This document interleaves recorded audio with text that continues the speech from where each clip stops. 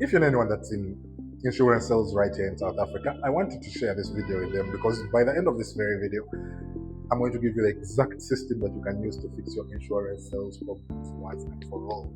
For those that don't know, my name is Kenneth Intende, and over the last decade and a half, I've been in the world of sales. I've had the chance to not only sell to thousands and thousands of businesses, but also had the chance to train 500 plus companies right here in South Africa on some of these very same principles. Now, because I've had the chance to see what people's sales systems are like, I see the ones that are working and those that are not. And my job here is to give you what is working, because I'm humble enough to appreciate that once I see something that works, my job is copy and get you things to work as well. If the person has moved from a couple of thousands of rands to a couple of millions of rands in 6 months, that what they are doing probably works. And my job here is just to show you what those exact tips and the things that they fix to get their insurance sales to work. So let's get started. Now, every insurance sales system has about 4 main things that we follow. Look at these as the problems that you need to fix that would prevent you from getting the sales that you need. There are 4 main problems. Problem number 1 is what they call, where am I going to get the leads? This leads acquisition right here. Because you know that if you don't get the people to talk to, if you don't get the leads to talk to, you're never going to close a sale. Problem number 2 is what they call nurturing. Nurturing means, how do you get people to trust you? Keep in mind that in Africa, only 1% of people are insured, meaning most of the time the people you're going to meet don't even know why they need insurance in the first place. So how are you going to educate them to get them to understand why they need it in the first place, how it's going to work for them? So education is key, and that's why without nurturing, no one is even going to know or trust you in the first place to buy insurance from you. The third problem you're going to need to solve is conversion. The scenarios where you're going to talk to someone today and he's going to buy from you next year. So what are we doing between now and then to make sure that we are top of mind for this person? And eventually, problem number 4 is what they call retention. Remember, when someone's applies for insurance, they have to pay every month or every year. So what are we doing between now and next month or next year to keep them around over and over? So what I'm going to do, I'm going to break down each and every one of these steps so that you get to understand how it would work for you. So even if you're getting started today, this is a step-by-step guide that works. And most importantly, it's working for people that are making hundreds of thousands of dollars every month. So as a starting point, I'll get us started with the first thing, leads acquisition. Where do I even get the people to sell to in the first place? When it comes to leads acquisition, the truth is, people will talk about so many methodologies, but the truth is ultimately it comes down to 3 methods only. The first method is what they call outbound. Outbound means it's you as a sales guy going to reach out to people to tell them about your insurance. Some people choose to do it the manual way. They go door to door and knock every door to try and get people to sell too. Other people use softwares like the Tremly Sales AI, which will hunt for people's numbers on your behalf and help you message them via WhatsApp, via email, via all these platforms. So whatever you reach, understand that what outbound is it's you going to reach out to people, because there's some doors you're never going to enter any other way. Now, the second option is what they call inbound. Inbound means we are going to put some kind of advert. It could be a billboard, it could be an online advert, it could be even content online, and this content is the one that is going to drive people. Someone will see, as an example, talking about some education insurance, and they want a policy, they want a solution for their child. Now, when they see that, they reach out to you. Those are what they call the inbound leads. Someone who you've put out an advert, and that person has come out to you. Now, for that to be attained, they are, of course, free and paid alternatives. Actually, for each of the channels, they are free and paid. Now, when it comes to inbound specifically, personally, recently, I prefer the paid, but the free options involve things like posting on social media, just that it works extremely slowly and creating content like SEO. Then for the paid options, just go run sponsored ads or probably put some kind of billboard or run some radio ads. Like I said, anything that is putting your voice out to the people so that they get the chance to come to you. That's what inbound is. Then the third option is what they call the referrals. The referrals, look at these as you've done a good job for someone, and whenever they ever hear any of their friends needing similar services, they come to you and say, you know what, I know a gentleman who can help you with that thing. Now, referrals also have two options. They have the free option where you've served a large number of people, so they've started just referring people to you. Then you have the option where you use platforms like Trendy Connect, where you have an ecosystem of referrals and said, you know what, I'm willing to pay some little money, help me refer anyone that could come, and we'll share some kind of commission, or uh, I'll pay you some kind of money, just promote me to your email list or your SMS list, so that this person is giving you their trust. I mean, they're tapping into their own audience to communicate what it is you have to offer. So the goal when it comes to this leads acquisition, the best practice that I always recommend for most people, have a bit of a combination of both, of all these things. I mean, do inbound in some case scenarios, because there are some people you're going to access, especially these small policies, you're going to get people reaching out to you. Then do outbound. Now, outbound is really good where you're doing enterprise sales. You're reaching out to companies, you're talking to their CEOs. So that's where outbound comes in handy. So, because both of them work. I mean, there are going to be scenarios where you will talk to someone in outbound and they reject you. Then there are going to be scenarios where someone will come to you and they say, I can't manage your pricing. So in both of them, you're going to experience some kind of rejection. Sometimes people fear the outbound, but you will notice that there are entire brands that are built on outbound alone. So never hesitate it, never fear it. Your job is combined, but understand that when I'm doing outbound, it's a bit different because they are going to reach out to many more people. I mean, I'm the one reaching out, they don't know me. It's like knocking on someone's office and they've never seen you. Sometimes they will reject you, yes, but that one rejection shouldn't stop you from doing what you're supposed to do. Keep doing it over and over and over and over again and see if in 50 meetings or 50 phone calls everyone is going to get you. It's going to be impossible. The challenge people face is they do too little, they talk to a few people, and the moment they experience the first form of rejection, immediately the guy's like, oh God. So that's why I'm saying, do the inbound, yes, have some people coming to you, but do the outbound. So have a combination of both. That way, if the person converts from the other side, at the end of the day, sales is a percentages game. The more you do, the better for you. And the odds of success work better when you're sometimes reaching out and some people are coming in. So that's what you should know about leads acquisition.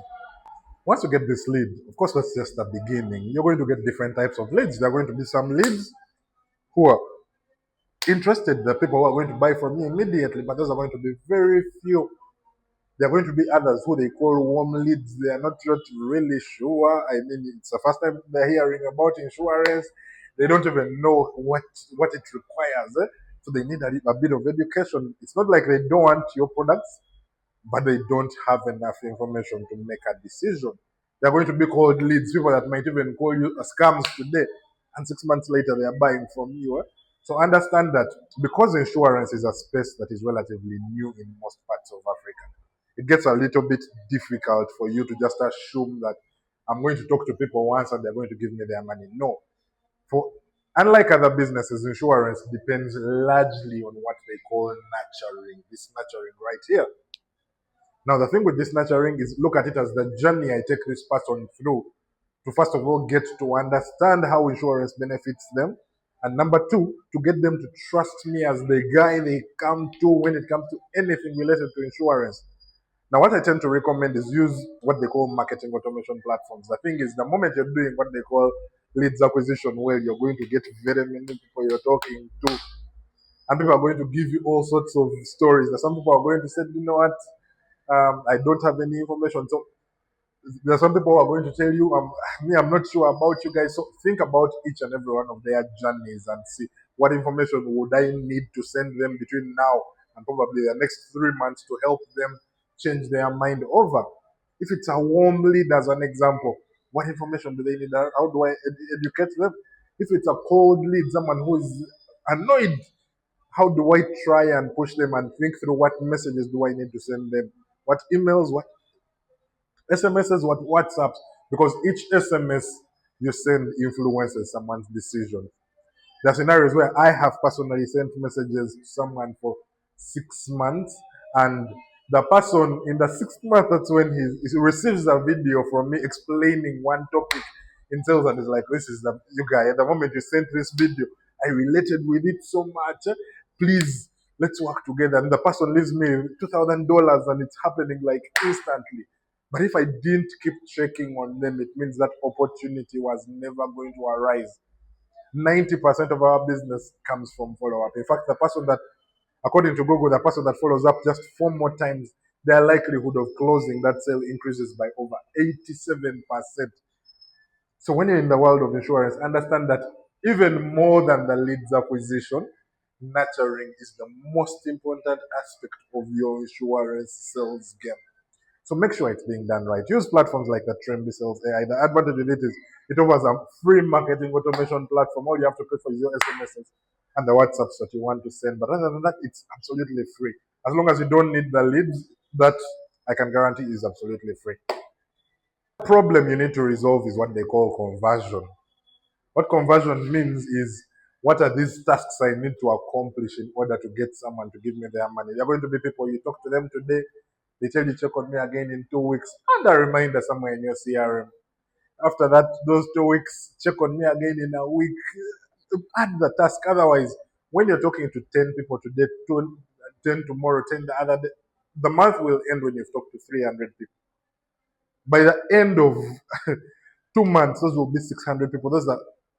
That's literally half a school, some schools, to be honest. So it's important you have a system that is helping you track what's going on.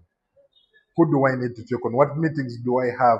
Get a tool custom made for that purpose. Use some kind of CRM. I see some people try and forge around, but there's a reason tools like that were built. They give you a lot of AIs, they give you a lot of intelligence that a normal Excel sheet will never have. Look at it as,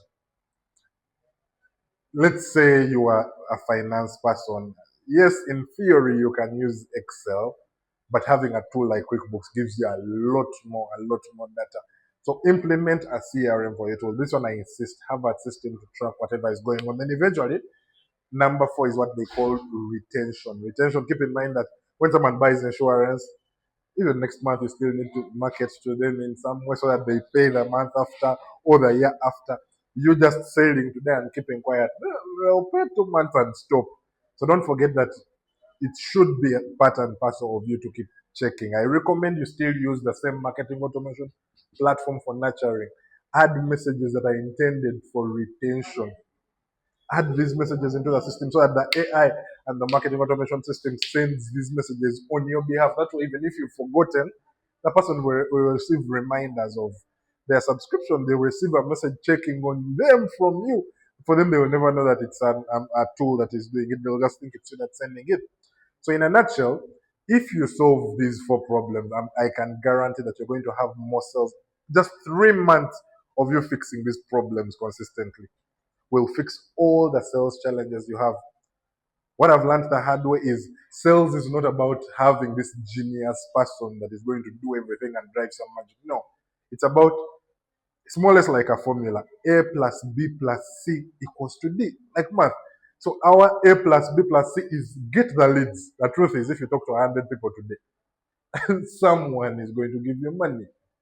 After you've gotten the leads, follow up, nurture them, send them more helpful information, because the moment you do that, even you yourself, you know it. The person that checks on you today and the other month, somehow you stay top of mind. He stays top of mind when it comes to that problem. Have the system in place to retain and convert, and only by fixing the problems that prevent you from getting sales are when you're going to break such big borders. The truth is, for the people that have retained and used our platforms for 6 months, the change that we have witnessed, understand that sometimes it's going to become some kind of hard. At the beginning, the friction seems hard because, I mean, you're still also learning what messaging works, what adverts work. So understand that the first month might be a little bit difficult, but your job is over the next 6 months. Keep doing it. Even if you're talking to 10 people today and no one converts, do it again tomorrow, do it again tomorrow, do it again the other day. The guys in month 2 will be the people giving you money in month 2, will be the people you talk to in month number 1. But when you do it a week and stop, it means you lose that momentum.